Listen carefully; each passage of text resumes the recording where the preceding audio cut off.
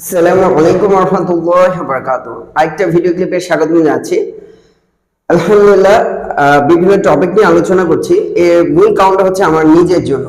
আমি যেন এই ফিলোসফি গুলো বা এই আইডিওলজি গুলো নিজের ক্ষেত্রে আগে অ্যাপ্লাই করতে পারি। আলহামদুলিল্লাহ, আমি এগুলো অ্যাপ্লাই করছি, করে নিজের মধ্যে ভালো একটা ফলাফল পাচ্ছি সব লাইনে। নিজেকে হ্যাপিয়ার করার ক্ষেত্রে অথবা নিজেকে সমৃদ্ধ করার ক্ষেত্রে, এগিয়ে নিয়ে যাওয়ার ক্ষেত্রে ভালো একটা ফলাফল পাচ্ছি।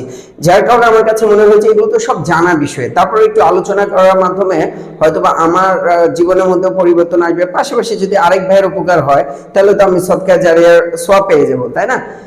সো আজকের যে টপিকটা, এটা হচ্ছে যে আমরা অনেক সময় ভাবি অন্যকে হারিয়ে দিয়েই বোধহয় নিজে জিতে গেলাম, কিন্তু আসলে বাস্তবতা হচ্ছে যে আপনি যদি নিজে জিততে চান তাহলে অন্যকে জিতিয়ে দিন, অনেকজনকে জিতিয়ে দিন, দেখবেন যে আপনি নিজে জিতে যাবেন। এটা একটা অনেক বড় ফিলোসফি বা অনেক বড় একটা থিম।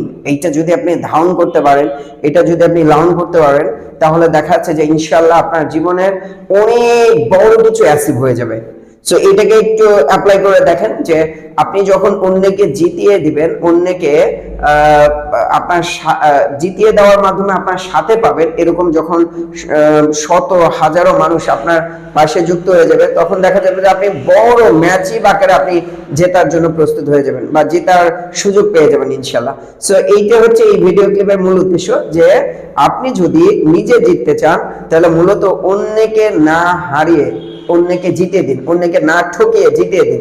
যেটা আপনি এটা ব্যবসার ক্ষেত্রে অ্যাপ্লাই করতে পারেন, আপনার পারিবারিক জীবনে অ্যাপ্লাই করতে পারেন, সামাজিক জীবনে অ্যাপ্লাই করতে পারেন, যে কোনো ক্ষেত্রে আপনি এটাকে অ্যাপ্লাই করে দেখেন, ইনশাআল্লাহ ফলাফল পাবেন। সো এই ব্যাপারে আপনার কি অভিমত কমেন্ট বক্সে জানিয়ে দিন।